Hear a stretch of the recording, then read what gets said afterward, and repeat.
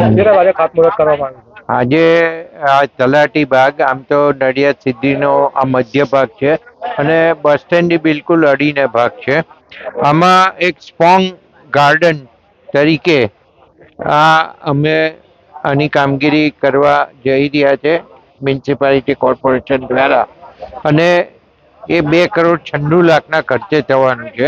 અહીંયા બતાવ્યું એમ અહીંયા પોન્ડ જેવું હશે એ ડિઝાઇન છે. આ ગાર્ડન છે, આ ગાર્ડન છે આખો, અને આ જે ઝાડો અત્યારે હયાત છે એને અહીંયા આ રીતે કવર કર્યા છે અને એટ્રેક્ટિવ બનાવવાનો પ્રયત્ન કર્યો છે. અને આની ઉપર એક બ્રિજ મૂકવામાં આવ્યો છે. એ સિવાય બીજા પણ સાધનો, આ જે અહીંયા આજુબાજુનો આખો વિસ્તાર છે એ સ્લમ એરિયા છે, તો સ્લમ એરિયાના બાળકો અહીંયા સારી રીતે રમી શકે એના માટે થઈ અને આ ગાર્ડન ડેવલપ કરવાનું વિચાર્યું છું.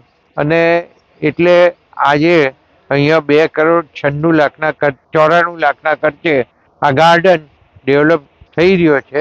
એ આપણા માટે ખૂબ આનંદની વાત છે અને આનાથી આ આજુબાજુની ઘણી મોટી અહીંયા સ્લમ વસ્તી વધારે છે એમને પણ આનો લાભ મળશે.